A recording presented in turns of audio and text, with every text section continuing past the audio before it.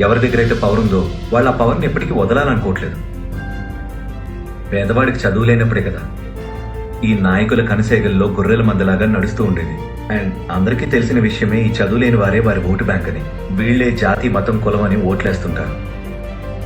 అందుకే డాక్టర్ అంబేద్కర్ 1942లోనే చెప్పారు, educate, agitate and organise. చదువు అన్నది జీవితాలు ఎలా మారుస్తుందో గట్టిగా నమ్మిన ప్రభుత్వంగా ఈ 4 సంవత్సరాలుగా ప్రతి అడుగు ఆ పిల్లల కోసం వేశాం.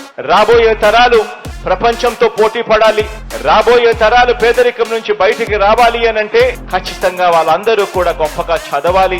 చదువు అనేది పిల్లలకు మనం ఇవ్వబోయే ఒక గొప్ప ఆస్తి. ప్రతి అడుగు it should lead to people moving out from this platform to a better platform. ఈ ఆంధ్ర రాష్ట్రంలో గర్వంగా చెప్తా ఉన్నాం, రైట్ టు ఇంగ్లీష్ ఎడ్యుకేషన్ అని చెప్పి మేము ఇస్తున్నాము అని చెప్పి కూడా గర్వంగా కూడా చెప్తా ఉన్నాం.